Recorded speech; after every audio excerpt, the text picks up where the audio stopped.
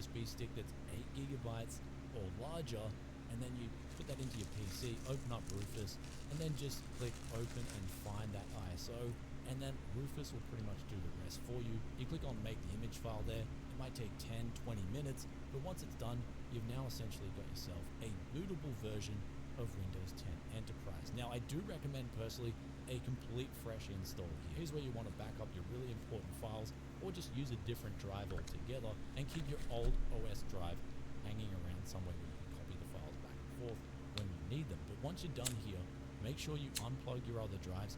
I only like to install Windows on a single drive installed into the computer to avoid any problems with boot sectors going off the main OS drive itself. It can be a very annoying thing.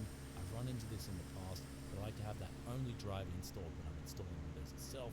And then after that process is done, we install Windows, we go click on all the next buttons here, and then after we've done all that, we should be in Windows ready to tweak this thing right up. Now, if you've installed your USB drive and you can't get Windows just to boot up automatically, then you may have to go into the BIOS by hitting F2 or delete on your keyboard, and then just going over to the last tab in the BIOS itself and just manually clicking on boot override and selecting that USB drive that you just inserted.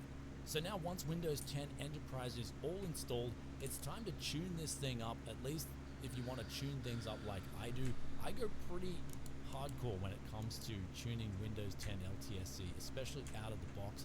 There's just mainly a lot of the things that I've done in my previous Windows 10 tune-up sessions I do in this as well. For instance, I disable connected users and telemetry, as well as disabling distributed link tracking client. But keep in mind, apparently GTA 5 users have said you need this service running, but I don't really play GTA 5 nowadays.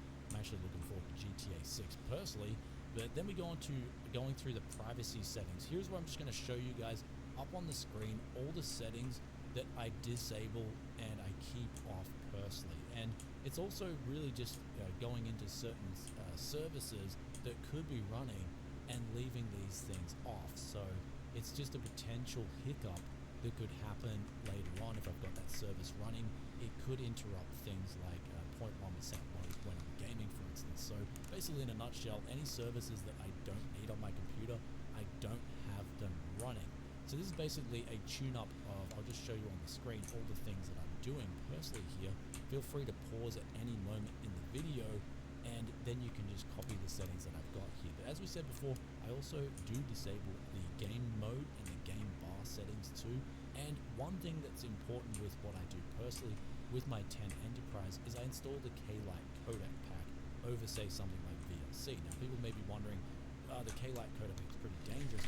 This is actually one of those things for me personally where I need the K-Lite codec pack personally over the VLC. And the biggest difference here is actually seeing the icons for the video files properly on my desktop when I'm doing my work. Now with the VLC, I found it doesn't install anything extra, so some of the video files that won't get thumbnails, they'll just be video files. And so if I'm shooting B-roll and I want to quickly add that into a project that I'm editing for a video, I don't know what footage that is. At least with the thumbnail, I've got an idea of what footage I've just shot, and I can drop that into my video editing program and just make things super crisp and super easy. So basically when it comes to tuning, hopefully the footage has helped you optimize things. I'll also put a link up here to everything I do in Windows 10. It's basically a similar process. Though keep in mind, everything that I'm tuning up here is also reversible as well. So if you do come into problems, you can reverse some of these steps. If, say, for instance, an app's not working properly or a program is not functioning right, you can go back and then just take back some of these settings. So basically everything I do in my tuning for Windows 10 is all reversible.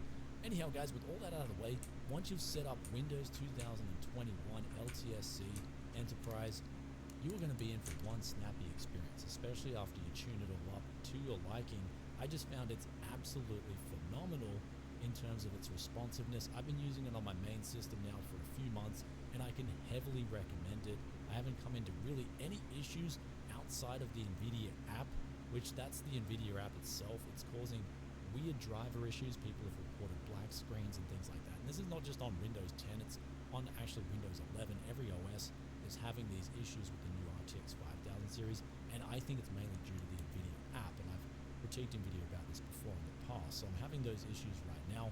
I personally just want to get the GeForce experience back, because I never really had any problems with that, and I can do a single hotkey to get my shadow play